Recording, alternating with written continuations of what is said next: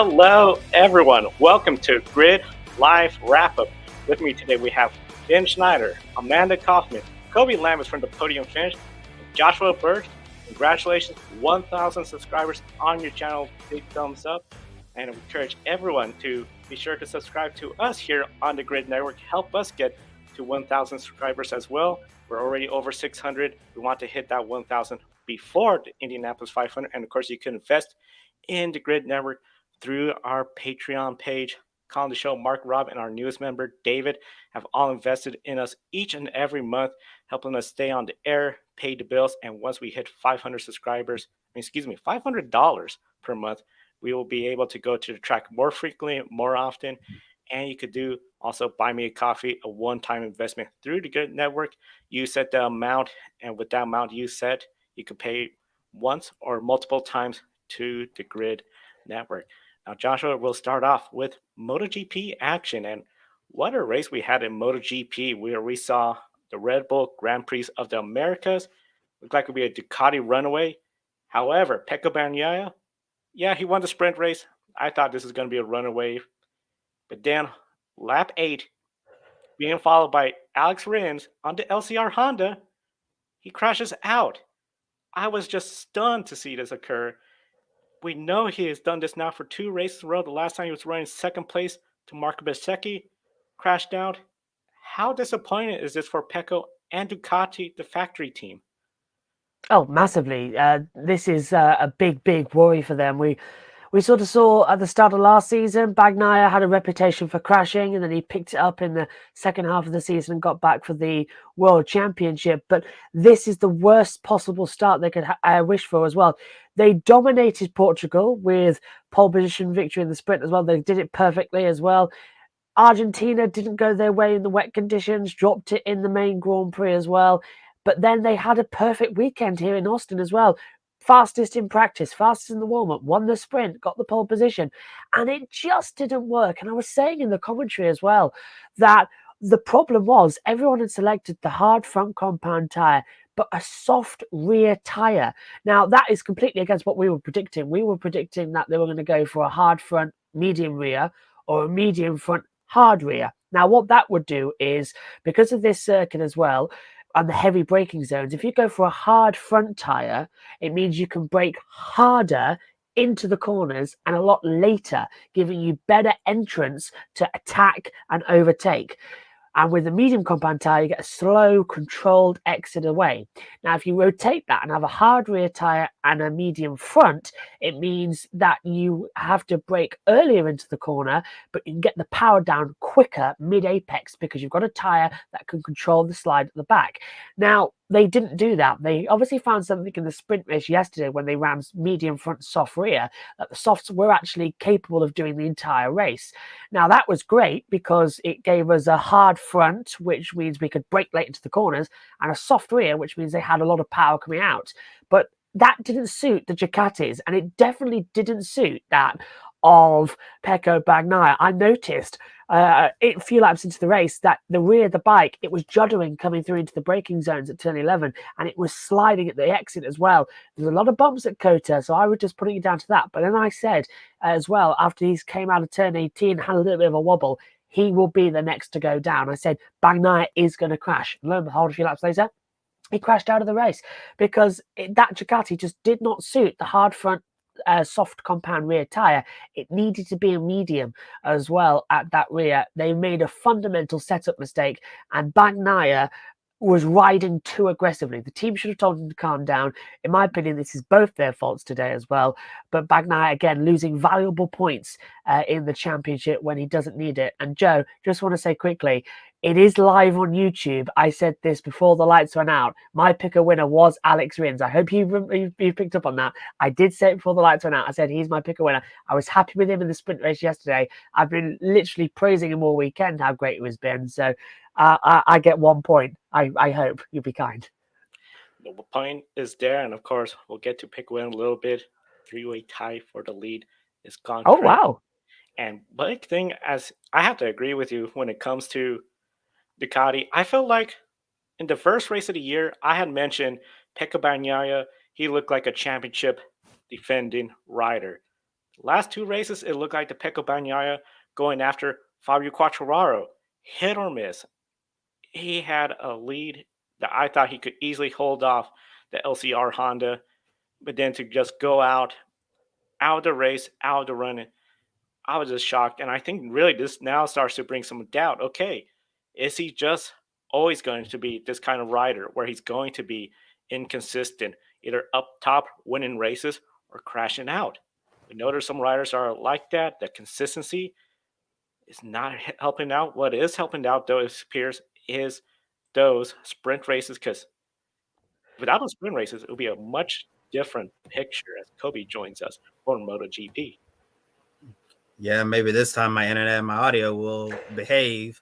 I know it hasn't been acting well this weekend, but moving on, Alex Rin, he had a 2-second lead when Bagnaia crashed out. Fabio Quartararo was in second place ahead of the two Mooney VR46 riders powered by Ducati. Nearly half the field crashed out. 13 riders finished, and the top 15 scored points. Alex Rin came home with the win, the first for Honda and the first non-Ducati to win the Grand Prix. Without Enea Bastianini and Marc Marquez in the field, Rins is the only rider to have won here. Are you surprised that he did it in the LCR Honda? I am surprised, but thinking about it, I shouldn't be. He has won here at this track. Before Bastianini did it, it was, of course, the Marc Marquez, pretty much his home track, and then Alex Rins. He came out really strong. A lot of folks were doubtful about the Hondas, and especially when we saw Marc Marquez goes out. He's been out of the picture for a while. Juan Mir, I think a lot of people are anticipating more from him in Honda. Hasn't been that great. Stefan Bridle on the Honda, he's just not performing. And then Taka Nakagami, essentially, him on LCR Honda is like, I know they want to keep him there, but then seeing what Alex Rins did, I think really painted the picture that Alex Rin is the real deal. The LCR Honda teams, they might want to look for a second rider, but I was just surprised, but really thinking about it, I did pick him to win the sprint race, just the other way around my fortunes. I think this is the first time a Honda has won that isn't Marc Marquez since Carl Crutchlow did it in Argentina in 2018. And that was on an LCR as well. So the team has got the pace and they've got the ability to push. So it's still there. In terms of Rins, he did pick up that 2019 win. He was the first new crowned King of COTA after Marc Marquez won the last 7. Excuse me, that's my voice going up today. So that is really good that Rins has been able to keep it just within the 3 of him, Bastianini and Marc Marquez as well. Now, he won that on a Suzuki in 2019. He held off the doctor, Valentino Rossi. Today, he's done it on an LCR Honda, which is a factory bike as well. And he's had to hold off the doctor's team with his brother at the wheel with Luca Marini. So nice little history things there. But I'm not really surprised from the practice sessions. Rins was keying into something as well, and I said it in the sprint race yesterday when he was making those demon starts. Marc Marquez is the king of COTA, and the bike that Alex Rins is running is the same spec. In fact, it is the bike that Marc Marquez should have been running here.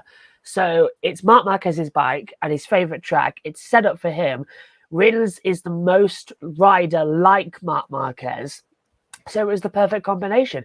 I was saying in the commentary, it was almost as if Marc Marquez had assimilated Alex Rins this weekend and he was running under mind control. It was perfect, some of the moves he was doing, and it was fantastic seeing him dominate the race. So I'm not too surprised that it was an LCR Honda that won it. I'm more surprised of the fact is that Alex Rins actually reminded us why he's been kept around.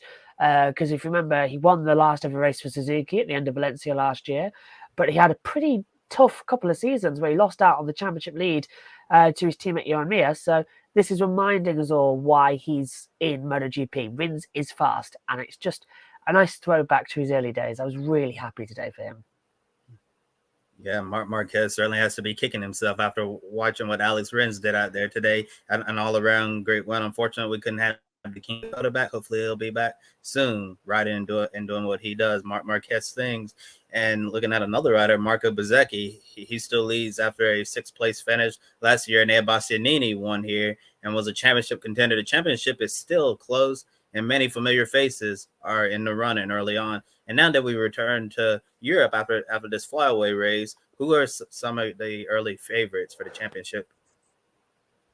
Even though he keeps crashing out, you can't rule out Bagnaia. He's the reigning champion. He came from 63 points down in the middle of last year to win the title, so you can never rule him out. I think Alex Rin has put himself into contention today. I think Maverick Vinales has had a couple of decent races as well after Portugal, Argentina, and now here. He's keeping himself into it. He's got himself up with the Yamahas as well. Don't rule out Marc Marquez just yet. In terms of for race wins, I think the title's a bit out of his reach, but there is some sort of poetic justice as we head back to Europe. We go to Jerez for the Spanish Grand Prix, the site of where Marc Marquez's troubles began in 2020. And if he does ride there in 2 weeks' time, he has to do a double long lap penalty in the Grand Prix for the accident he caused with Jorge Martin and Miguel Oliveira at the Portuguese Grand Prix. So it's not going to be an easy ride, and it's going to be very much a big baptism of fire for Marc Marquez when he returns to Jerez for his home Grand Prix. But my early pick to lead the title, I don't think anyone would have picked Marco Bezzecchi. It will still be Bagnaia. I think he'll get something back in the Spanish Grand Prix. But it's nice seeing Bezzecchi stood at the front for just a wee bit longer. Bezzecchi, he's looking good. He has a Ducati. I think it's going to be the same fate as Enea Bastianini last year, where once we get to the European races, he's going to start falling back. Bagnaia, easily, that's somebody that everyone could look at, somebody that is going to still be the man to be despite potential inconsistencies. Great point, as you mentioned, Joshua Bell last year, that big comeback he did to get the championship. Alex Rins, that LCR Honda, if they could continue improving and being competitive, the consistency, I think, could be a big strength, especially if Bagnaia doesn't have that consistency. And what a ride for Fabio Quartararo this weekend. I mean, this race, he was looking really good. At one point, looked like maybe a second-place finish. I just think he's really starting to improve with that Yamaha that they have. Maverick Vinales, he's up there. He seems to be really doing good with that Aprilia. It just seems when it gets to the grind of this season, and especially now with the MotoGP sprint races, I'm really curious to see how he'll handle that and if he could continue up running towards the front.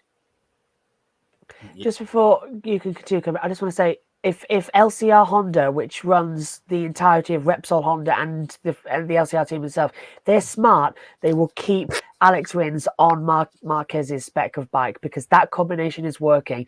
They have a tendency to just make everything about Marc Marquez. They're smart. Give Alex Rins that spec of the bike. You'll be in contention for sure. I completely agree with you, Joe. Yeah, and speaking of the sprint races, our grid rating is very different since the top 3 finishers in each sprint race are awarded points in the grid rating. Pecco Bagnaia, he's fallen down to 6 in the grid rating, but he's second in the points because of his sprint race wins. So, Josh, I'm going to throw this one over to you. What are your thoughts on the role we see the sprint races playing on the MotoGP championship standings? Do you know, I know I said last year that there's too many races, there's too many sprints as well. Why are we doing it? There's no point to it. I stand by that. There is no point to having the sprint races. They're taking up time on a weekend. But I will admit, and I've said this before, I'm enjoying them. I think it's 20 minutes of fun on a Saturday afternoon, and it's done differently than in Formula One as well, because it doesn't affect the main Grand Prix on a Sunday, and it's giving us some entertaining racing. And I think the 3 we've had have been at 3 very different tracks, and they've been very exciting. And I'm liking the fact that nobody's concerned about Sunday. They're all going for it now, and we're seeing riders going down. We're seeing riders making injuries as well. But that's what could happen in a race. They're properly going for it. I think that's the difference in MotoGP. You put these guys on the track anytime, they're going to go for it 100%. You put Formula One on the track, they're going to be thinking about the main goal on Sunday. That's the key difference, and that's why the sprints are working in MotoGP compared to Formula One. I'm enjoying them. I just don't think we need them at every single round. I think they could be at half the races instead of all of them, because we're 3 races in now. Everyone's still got the bright-eyed, bushy-tailed start to the season.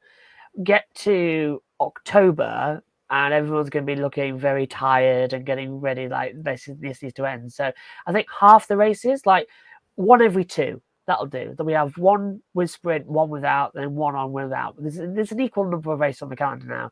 Let's just have that, and I think it would work better. But I'm a fan. I do like the sprints, but as I said on the Grid Tonight show a few days ago, the second the World Championship is decided in a sprint race, they're gone. They will not be there because it would have devalued the championship outside the Grand Prix event. Yeah, for sure. And as we've been saying for the past several weeks and months, talking about MotoGP sprint races, it's gonna be interesting to see later in the season the wear and tear on these riders' bodies. And I think if we do have to have sprint races in MotoGP moving forward, I think that would be a great compromise, Josh. Not have them every single racing weekend. Maybe we have them, like you said, maybe half of the season or even 1/3 of the season, or maybe just a few races each year, like what we've seen Formula One do. And I think that would be fine if we have to do sprint races, but certainly it's interesting seeing the sprint races and the impact that is playing in the championship, especially we're going to be watching that later in the season, and especially with the grid rating, because these sprint races really make a difference in how we're going to be scoring our MotoGP riders. Absolutely, and we won't see it in Moto3 or Moto2 either as well, just to fill the little gap there as well when we're getting new presenters in. We will not see it in Moto3, Moto2 because the races in that are too short, so it literally be like 2 laps at some tracks as well, because here at COTA, it was a 14-lap Moto3 race, so we can't have a 7-lap race. It would be ridiculous. Yeah, well, more on Moto2 and Moto3 on tomorrow's Grid Live Encore show. So there's your shameless plug there. But let's get into the IndyCar Series. The Acura Grand Prix of Long Beach saw plenty of chaos and excitement. Elio Castroneves went into the wall on lap 1, but later rejoined the race. Then Pato O'Ward and Scott Dixon got into each other. Dixon got into the wall, kept going, but eventually DNF'd out of the race. O'Ward later spun and fell out of the top 10 and outside of our lead contention for the grid ranking. Dixon said it was frustrating when he saw the reply and called Pato's move a late one. O'Ward said that he locked the rear brakes when he spun. As for the Dixon incident, he said, "I'm not going to apologize for that." So, Amanda, I'll start with you. Did O'Ward push too hard, or is this just the nature of a chaotic Long Beach Grand Prix? Yeah, well, being the victim of O'Ward's decision to push hard in the beginning, Dixon said in his interview after crashing out or DNFing that it was a move that he wouldn't have done. And I think that it was a move that I wasn't super surprised to see. I know I mentioned in the pre-race show how Pato was in a pretty good position, leading the points on the championship points, and therefore in a good enough position to be aggressive. So his aggressiveness didn't surprise me. But him spinning shortly after and falling out of the top 10, I think showed how little patience he had in this race, and which wasn't exactly a characteristic that you might see out of other experienced drivers.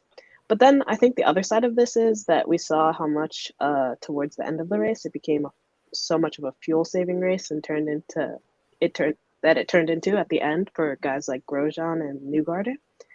And I think that it shows that at Long Beach, it's important to push while you can and be able to make those passes in the beginning that you might not be able to later on. So I don't know. I think that he was definitely aggressive and it definitely hurt him today. Yeah, I completely agree with you, Amanda, because it was a race of 3 separate parts, in my opinion, as well. The start was like, oh my God, everything's kicking off in 1 little second. And then we had the race to the first pit stop. That got interrupted by a caution. And then we had the race to the end as well with fuel saving. And it was a disappointing race, to be fair. It's a standard Long Beach race. I mean, in the commentary, we were gearing up and we were talking absolute nonsense in the commentary towards the end, just trying to fill time because there was about 15 laps where absolutely nothing happened, not one overtake, nothing. So we were trying to fill a bit of time. So I'm glad they've brought it down, however, from the 90 laps we've had here before and even 100 at one point. It's now 85 and I'm very happy with that. As for the actual question with the accident as well with O'Ward, we said in commentary it was a completely do or die move from O'Ward. It shouldn't have happened. It was very too much. It was always going to end in one way with Dixon in the wall because it's that type of corner. it's a tight right-hander down onto the second half of the straight. It's two streets coming into one. So Award had to ride the curb in order to even attempt to get past. It was never on, and I'm not surprised that there's a bit of beef between them. Iron Kong 26 says IndyCar is 3 for 3 in terms of race excitement thus far this season. I've been entered to races. That's brilliant. Yeah, and very disciplined racing by Andretti. I expected the worst. We did too. In the commentary, we were expecting it to go forward as well, and for Grosjean to attack, and he had a little bit of attempt, but we understand his push to pass wasn't working. That's why he was stuck at, I think, 153 seconds of push to pass. So he lost out on 3/4 of it, and he couldn't use it. So that was disappointing. But yeah, I think Award, I believe, is being investigated for that as well. I might face something as well, maybe just a telling off, because IndyCar don't fulfill with their penalties that much. But if I was Dixon, I wouldn't speak to him for a while after that, because it put him out of the race, and he was trailing at the back in the end and then had to retire because the car gave up. And during Dixon's interview after the fact, he hinted that he might race Award differently from now on with the gloves coming off. And typically when you see drivers have incidents like this, Dixon obviously felt like Award done him wrong. So the next time we are going for the same corner, Dixon might pull the same move on Award and not give him a lot of room. And then Award would be the one on the wrong side of things. But I'm sure when Pato Award got very aggressive there and ended up spinning, there was probably a smile that came across Scott Dixon's face and probably thinking, yep, karma, that's what you get for putting me into the tires. But yeah, I think Pato got a little too greedy there, pushing hard. He really didn't have to do that at that point of the race. But hey, when you're on a street circuit like this and things get spread out, overtaking becomes more difficult on this iconic Long Beach circuit, and it seemed like Pato understands that this was too much, and he's gonna come out there next time when they go to Barber Motorsports Park and try to go out there and get a win for Harold McLaren. Let's talk about another driver that was in contention for part of the race there. Joseph Newgarden had a great effort from 8th place on the grid to take the lead. However, he lost position in the last round of pit stops to Grosjean and Kirkwood, who ended up taking the lead and, of course, went on to win the race. Kirkwood led a Honda top 5 sweep and an Andretti Autosport 1-2. Josh, do you believe Kyle Kirkwood has the confidence needed to be a weekly contender for the win in the IndyCar Series? I do, actually, because we've seen a different side to him this weekend, haven't we? This is a Kyle Kirkwood who doesn't spin. This is a Kyle Kirkwood who doesn't make random contact with drivers on empty laps of races as well. This has been more of a grown-up attempt from him as well. And I think moving over to the 27 in the Andretti this season, he's had a bit of a roller coaster start to the year in many respects.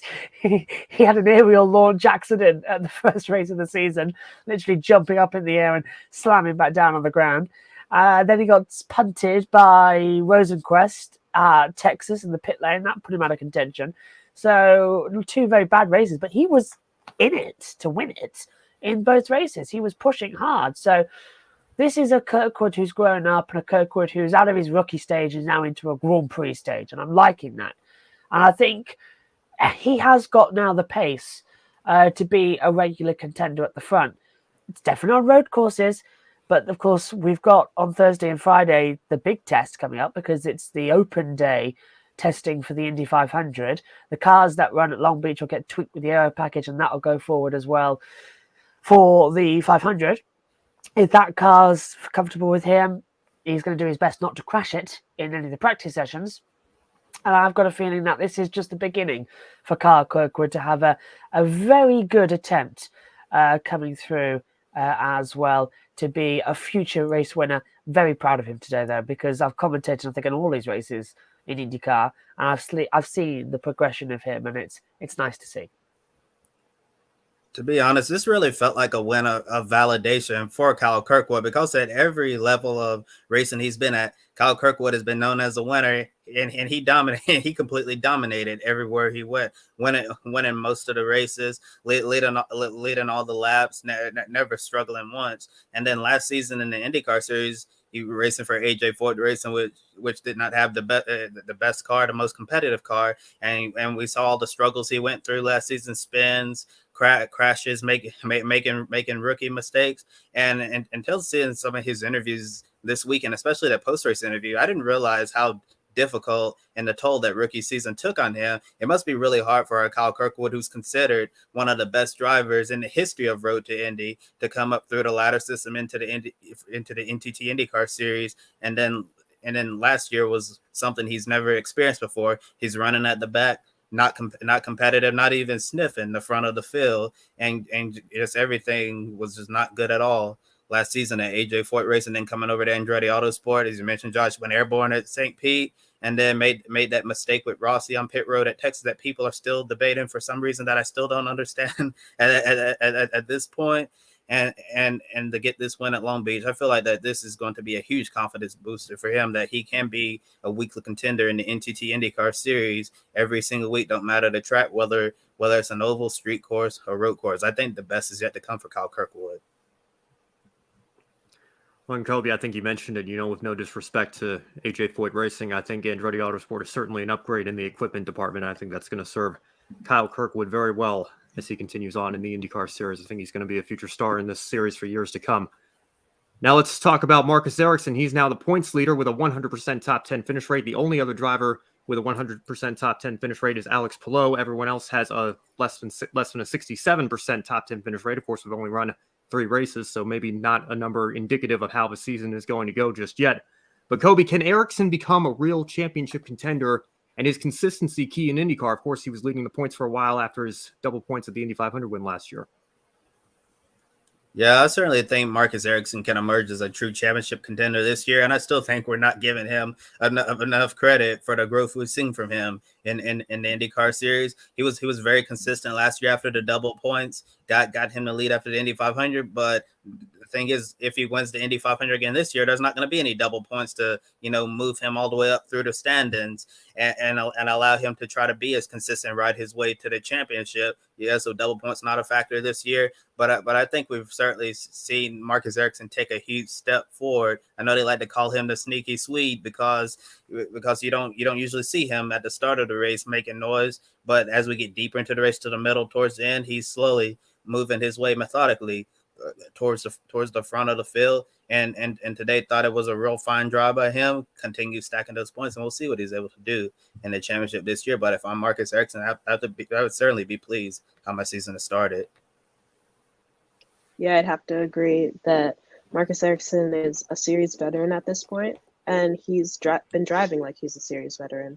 And I think that just means that he's been patient when he needs to be, and has the patience and judgment to know when to be aggressive and when to fall in line and wait for better opportunities.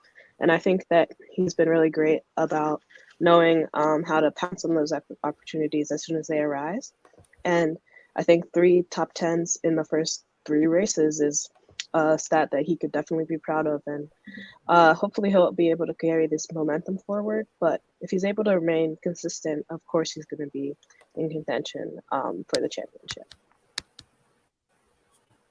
Yeah, I'm glad the double points are gone, because I think that not only kept Ericsson in the championship fight last year a little bit longer than it should have, but it also really ruined Scott Dixon's championship fight. When you look back on it, he was on track to potentially win that race. It was fast all month with the pole position and everything, and of course sped in the pit lane. That took him towards the back of the pack, and he kind of lost out on double points because of that. I preferred it at the Indy 500 as opposed to the season finale, because it just seemed like an absolute gimmick of the season finale. At least the Indy 500, you can argue it's the biggest race that maybe should be worth a little bit more, but I prefer the way we're going back to this year. So we'll see what effect that has on the championship, if any, but we'll move on for now. One driver looking to rebound is Roman Grosjean, who finished the race in second.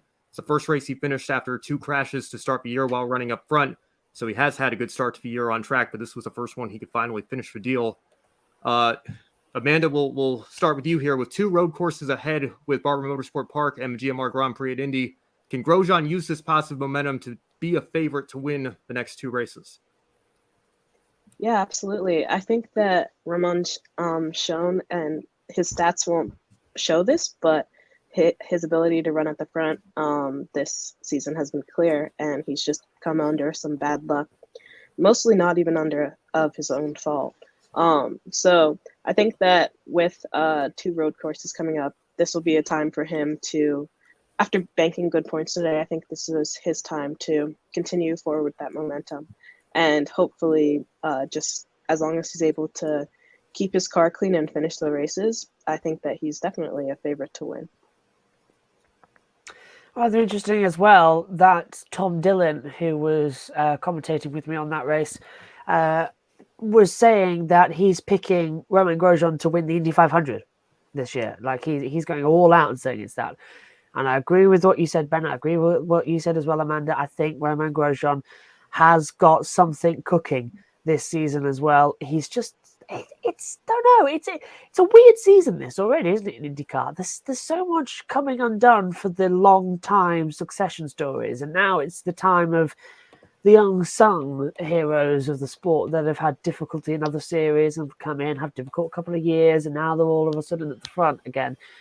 I've got a feeling that Romain Grosjean might just take the Indy 500, and if he does do that, then it's going to be absolutely insane. I think Twitter might, comically, as we don't know with Romain Grosjean being the Phoenix, Twitter might blow up as well to do so. So I hope it does, and I hope we get a good one. But the Indy 500's ages away. We'll get an idea who's quick on Thursday and Friday in the open test, but as soon as practice begins, that's when we all start taking out our little notepads and writing down who was quick, who was on long runs, who's looking good in traffic, like I did last year when I got Marcus Ericsson right with watching the sessions, because he was he was a driver who was quick in low runs with fuel, high runs with fuel, good on the low line, good on the high line, good on his own, and good in traffic as well. And more importantly, had the speed. And he took the 500 win. So can Grosjean master all of that? Well, one Formula One driver has. Marcus Ericsson didn't exactly have the greatest career in Formula One. Grosjean stood on the podium 4 times. It's really something that he could do. And I'm hoping we see him go forward. But as I'm sure you all know, you win the road course for the GMR race, you're a shoo-in for the Indy 500. Ask Simon Pagenaud as well. He did that back in 2017 as well. I think it was 2019, right? Yeah, sorry. As soon as I said 2017, my mind immediately went, no, Josh, it was 2019. Oh. Yeah, you're right. I'm mixing up years, yeah. Yeah, I'm just thinking back. Did Power do that in 18 as well? Because I know he and Pagenaud were swapping back and forth the Grand Prix for, I think, the first 6 years of that race's existence there. But I think Power did it 18, Pagenaud did it 19, right. And then I think I can't remember who won in 17 on the road course. Ryan Hunter-Reay is coming to my mind for some reason.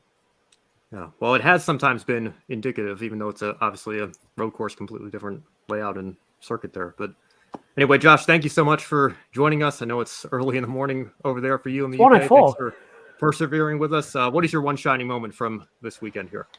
Oh, there's been so much interesting racing going on. It's been a weird weekend, as I've been saying as well, because Moto3 was dramatic. Moto2 was the best we've seen in a while, and it was dry races. MotoGP sort of took a while to get into it as well. And now we've had an interesting IndyCar. I'm going to have to throw it to Carl Kirkwood. I think nobody deserves it more than Carl Kirkwood. As we said as well, miserable first year, coming into it now. He's got the run. And it was a brilliant race today. And definitely I feel proud for him as well. And yes, it's 1:05 now in the morning as well. So I'm off to get some very well-earned sleep and wake up in the morning and edit the Moto2s and Moto3s and continue on. And yes, it's going to be fun. And I'm looking forward to everything coming up next weekend, especially it's my birthday on Friday as well. So we're now into my birthday week and I get a lovely IndyCar test to watch as well. So all good for me. Happy early birthday, Josh. We'll see you on the Encore show tomorrow. Adam Lemeris says Grosjean will win in the IndyCar Series this year. And one more, I guess, quick IndyCar question we can throw to everybody. Iron Kong 26 asks, did anyone underperform to y'all this weekend for IndyCar? Scotty Mack for me. Josh, you want to take Newgarden for me. Newgarden for me. I think Newgarden, despite early promise, dropped off after the pit stops as well. I think he could have done a lot better. He was struggling in that race as well. And if memory serves, he was in a battle, wasn't he, with Herta for a long time in that race, same as Ericsson. So, yeah, for me, Newgarden underperformed. I suppose Herta's somebody, if you want to throw that out there, Herta could be one. Yeah, I think for me, Herta was okay, but I think that I have to agree that Scott McLaughlin, he fell back, and as soon as I think it was, I guess, Colton Herta or someone got past him. He just continued to fall back pretty quickly. So yeah, he was a disappointment this weekend for sure. I gotta say, I don't know what is going on with Alexander Rossi. This is a guy that nearly won 2 championships very early in his career, finishing second and third in the standings, and then on the last lap, I'm in a group chat where we have this running gag, like the race isn't official until we see a Rossi mistake, and we joke that it almost wasn't official today until the last lap, and then it's kind of like a double whammy for him, I suppose, with his former car in Kyle Kirkwood taking the win. He went off it there at the very end, right? But where? I couldn't work out what part of the track it was. Yeah. And I saw on the NBC broadcast it was just kind of mentioned very briefly there in the background because Kirkwood was driving off to the win, but I don't know. I mean, a change of scenery I thought would have helped him a little bit, but we'll see here. He had the incident in the pits, at Texas as well, so still plenty of time obviously to turn it around. But we said that the last several years with Andretti as well, so we'll see what he can do. But Josh, thanks again, and we'll see you tomorrow. Thank you all. See you later. And of course, Josh will be tomorrow on Grid Live Encore, so be sure to subscribe to us right here so you don't miss that. We'll now switch over to the NASCAR Cup Series, the NOCO 400 race over at Martinsville Speedway. We saw a race where a lot of folks were anticipating what the new aero package will do. We saw Ryan Prix. He started leading stage 1 all the way to lap 136, but in the second caution, we had a speeding penalty on him. He went to the back. That caution was caused by Harrison Burton getting spun around on stage 2. Then we had a loose tire from the 78 later on that brought a second caution. But overall, we only had 3 cautions for an incident. Passing was still a challenge, but it was possible, especially on the restarts. Once the green flags kept going, though, it became harder and harder. And then Kyle Larson, through the time in the last caution, he is now a 2-time winner this year. Then overall with this package and the race, how it played out, was this an improvement of last year's race at Martinsville? Well, I must confess, maybe I'm not the best person to be answering this question because I did only get to see kind of the back end of the race there. I chose to watch the IndyCar race today primarily, but from what I understand, I think some people had some mixed reactions. I personally wasn't sure how it was going to get worse than last year. I think Spring Martinsville last year was one of the worst races of the entire season. I suppose we'll see what the fan consensus is when the Jeff Gluck poll comes out in a couple of days here. But, overall, I think it was probably on par with last year from what I saw. I know Larson was able to drive away there at the end, and passing was certainly more difficult than was ideal. There was a great clip that Front Stretch posted on their YouTube channel. Everybody go check that out with Denny Hamlin being interviewed after the race. And he said, this is just a new NASCAR. You can't pass. And he said it was worse than last year. So certainly some strong comments from him. I'm sure we'll get more strong comments on his podcast later this week as well. But, if that's his opinion, he's sitting there in the car. I think that shows that NASCAR certainly still has some work to do with this next-gen car and the short track package. There's definitely work to be done with the short track package. It just felt like once everyone started getting spread out, it became really hard and difficult to pass to the point where I'm convinced if we did not have those stage cautions, eliminate those, we could have easily seen no caution up until potentially Harrison Burton. Of course, that's all what is because the stage caution did bring everyone closer. Then we had that restart and Harrison Burton got that spin. So overall, I feel this package does need to get some improvement because this is not the same typical short track racing we're used to. Even reminds me of sort of last year in that fall race. It was a little bit better, but really we weren't talking about the racing, the quality of racing. We were talking about the Hail Melon finish and what that did for NASCAR. Disappointing day for Christopher Bell. He had a good streak going of top 10 finishes. 16th place finish, no laps led. 9 different race leaders today, including Ryan Prix, as we mentioned, led the first 136 lap. His teammate Chase Briscoe led 109 laps. So over 200 laps led by Stewart-Haas Racing. Eric Almirola finished in the top 10 as well. So overall, Stewart-Haas Racing, a much better day. We know they seem to be struggling this year. Ben, were you surprised by Stewart-Haas' strong showing and Could they continue this performance each week? Yeah, well, we've been talking on this show. When you look past Kevin Harvick, Stuart Haas has really been in quite a bit of trouble this year, and could be in quite a bit of trouble. We've been mentioning, with Kevin Harvick retiring, what does the future hold for this organization? So they certainly had a day that they desperately needed over there at SHR. I feel bad for Ryan Preece, who looked like he might be on track to take a shock win. Was running so strong there from the pole, leading all those laps, and coming home with the 15th place finish probably isn't indicative of how well he ran today, but that's what I think we were all expecting when he got into this 41 car, but he would help elevate it, that this was the best opportunity that he's had in his NASCAR career so far. The finishes just have not been there. But if he keeps running like he did today and minimizes the mistakes, he's going to get one of those finishes sooner or later. Great run for Eric Almirola as well. And then Chase Briscoe getting up there, leading a bunch of laps as well. Some great showings from SHR. And I think that, they definitely need those as the season's going to continue on. But we'll have to wait and see. I need more than just 1 week to see if this is going to be just a one-off or if they can continue to sustain this throughout the rest of the year. Yeah, I have to agree with that comment that we'll have to wait and see. I was definitely surprised by what they were able to put up today in terms of how they were performing in the first half of the race. But I would say, yeah, I was definitely surprised, especially after the relatively quiet, I guess you could call it, start to the season that Stuart Haas has had. But it'll definitely be interesting to see if they keep trending in the right direction, like you said, Ben, or if they fall back kind of in line with where they were for the past couple races and it'll be interesting to see how that plays out over the next few races. Next few races is going to be really interesting. Of course, Talladega, we remember a few years ago, Stuart Haas, they just dominated that race when they had all of their cars up in the front, single file, hard to be caught. I wouldn't be surprised if they tried to do that, but Talladega is such a wild animal. It's going to be really interesting. Qualifying, I think, will be a good indicator where all the Fords are. Those Fords are strong. Stuart Haas Racing could have another good race and potentially see another one of their drivers take a win at that super speedway. It's happened before, but it's going to be something you're going to have to all wait for next week.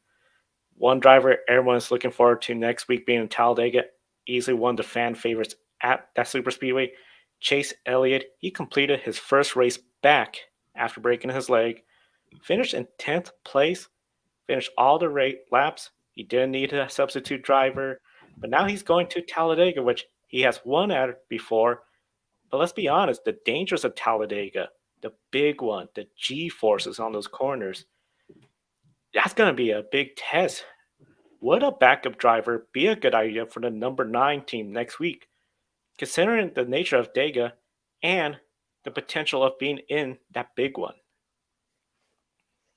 Yeah, well, I have to say, I was pleasantly surprised by Chase's effort today, and I think that it just speaks to the fact that he wouldn't return to the car if he didn't think that he was ready. And I mean, like you said, with Talladega, we've seen many memorable late race wrecks, and it can be a pretty dangerous track at times. And then add in the factor of the overtime rule and the way we've seen overtime play out so far this season. And I think that it could be a bit of a risk, but I think that from the 9 team, I think their best bet is definitely still to stick with Elliott. So I think that he would be my pick for if I was in charge of choosing who was in the car. Yeah, well, Joe, to be honest, you couldn't get 2 more polar opposite tracks in terms of the stress that's going to be on your left foot or your left leg using the brake pedal here. Obviously, you're going to Martinsville, the shortest track on the schedule, where you got 400 laps, 800 times where you've got to, hit that brake pedal and really work it there. And then you got Talladega where you just hold it wide open. So I know there's the potential for the big one and the accidents there, but, to be honest, that's got to be in the minds of every driver, not just Chase Elliott, we still have the safety concerns from a next-gen car. I think that's going to be kind of in the back of everybody's minds going forward to this race here. So I don't know. I would think, Rick Hendrick would probably ask Josh Berry, if you're free Sunday, make sure you stick around just in case. But, I'm reminded of, when Denny Hamlin broke his back or hurt his back at Fontana in 2013. I think he started the race, and then I think it might have been Brian Vickers who subbed for him, and he did the rest of the race on the Fox broadcast. And Tony Stewart did something similar with Ty Dillon in 2016. So, I think the potential for the accidents are there, but, a back injury is certainly a lot more serious in terms of you want to make sure you don't re-injure, because then the repercussions of that can be very, very serious. So, with Chase Elliott's, broken leg here, I think if he was fine today, I'd have to think he's probably going to be fine for Talladega, but we'll wait and see. They might put somebody on standby. But if he wasn't needed today, or if a standby driver wasn't needed today, I don't think one's going to be needed next week. It's going to be really interesting to see next week. I think one indicator would be qualifying if he's towards the front. If he's towards the back, we know at Talladega, the nature of that track, you could go up to the front really easily or be stuck in the back. It'll be really interesting because I think if he's in the back, he might take it a little easier with those couple stages, but then that third stage push it. Where if he's up front, I think he'll be a lot more aggressive towards the front. And of course, that's going to be Talladega next Sunday. And of course, we're going to preview that race right here on the Grid Network, so be sure to subscribe. Of course, we're home of the Grid Ranking, taking a look at week 3 of the Grid Ranking. Max Verstappen is still on top.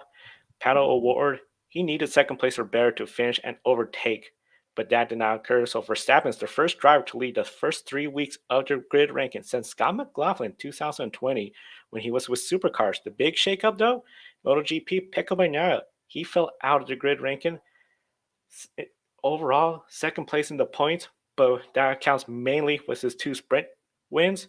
That doesn't matter so much in the Grid Ranking, so he fell out. Also falling out, Alex Marquez after DNFing in both the sprint and the Grand Prix race. And then Alex Rin, he got in. Scott Dixon and Alex Bowman, both of them fell out of the Grid Ranking. Fabio Quartararo, Joey Logano, they both got in. And here is the look at the new top 10 for the Grid Ranking.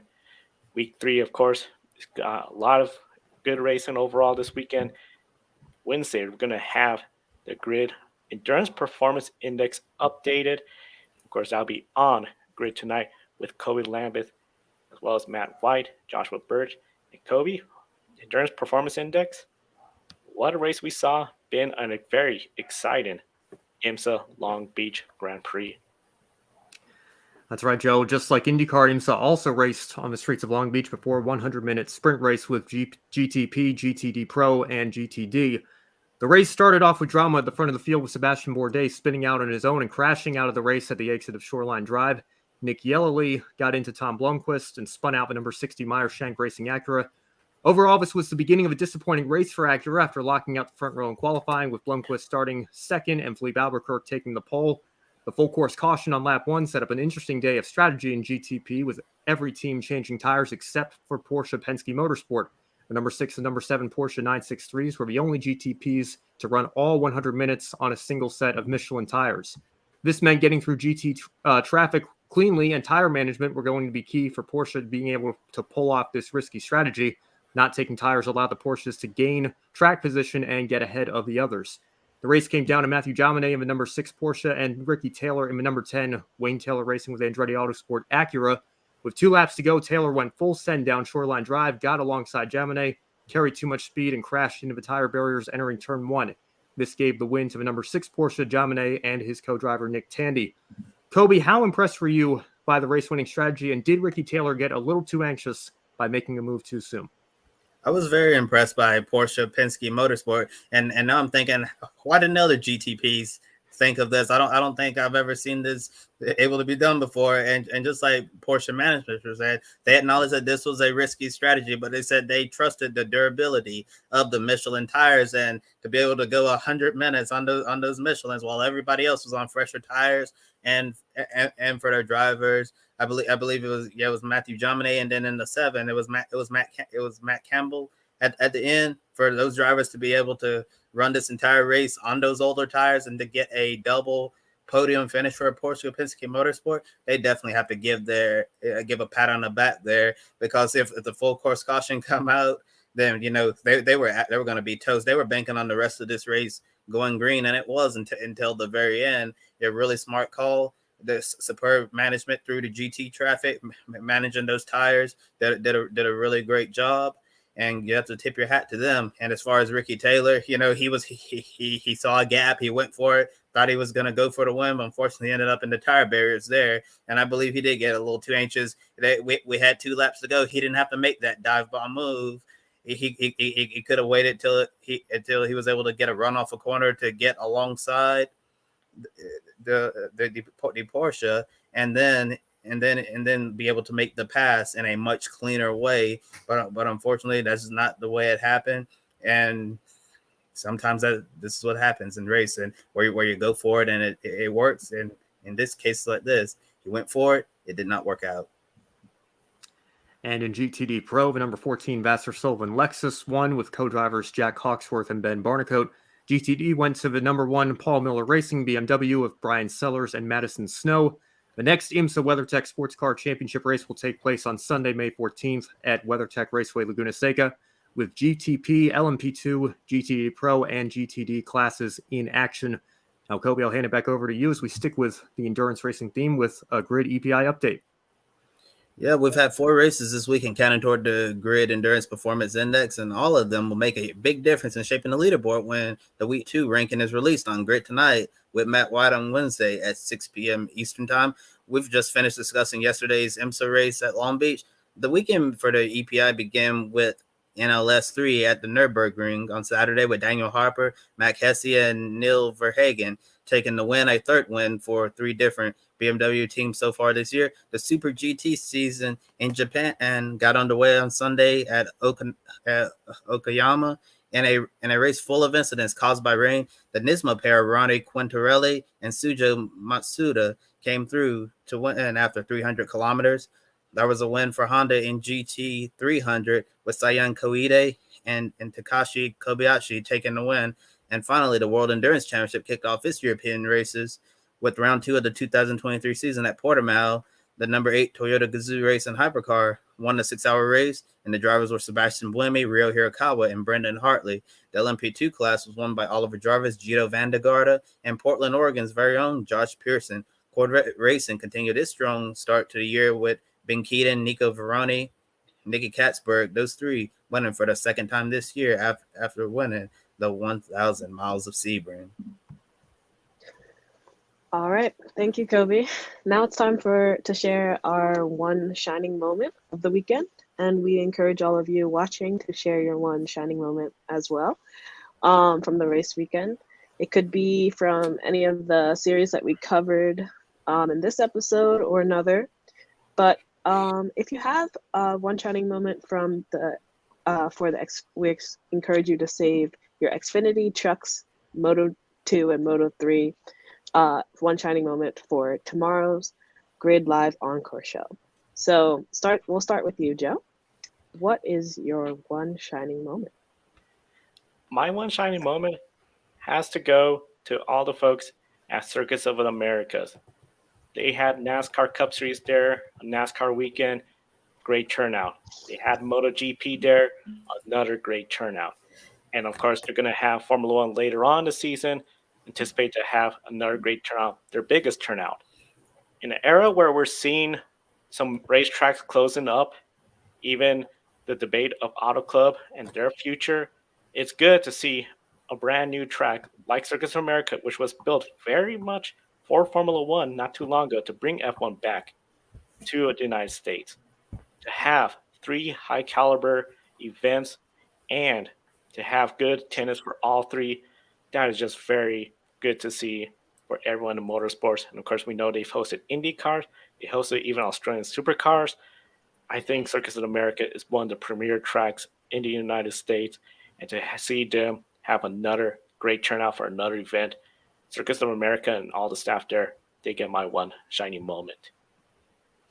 Well, forgive me for taking the easy and obvious one, but I've got to give a call to Kyle Kirkwood. A great weekend for that young driver in the NTT IndyCar Series. And like I said earlier in the show, I think it's probably going to be the first of many. I think he finally has the equipment, again, with no disrespect to AJ Foyt Racing. Andretti Autosport is going to be a great combination for him, and he can show what he's capable of this year and hopefully for many years to come in the IndyCar Series. That is my one shining moment for this weekend in motorsports.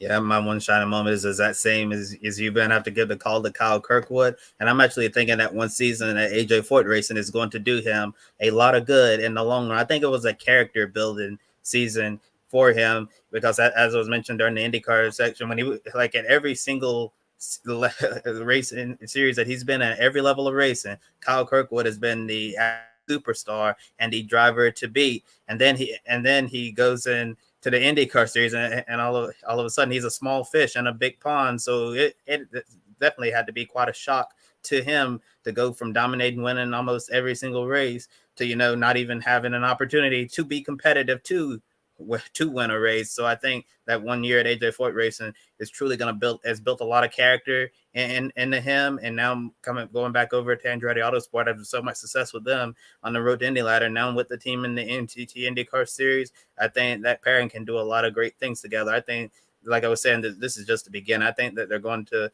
win quite a handful of races together, and maybe an NTT IndyCar Series championship. Yeah, I have to agree that was great to see out of that team for this weekend. But I think I have to give my one shining moment to Chase Elliott and his performance today.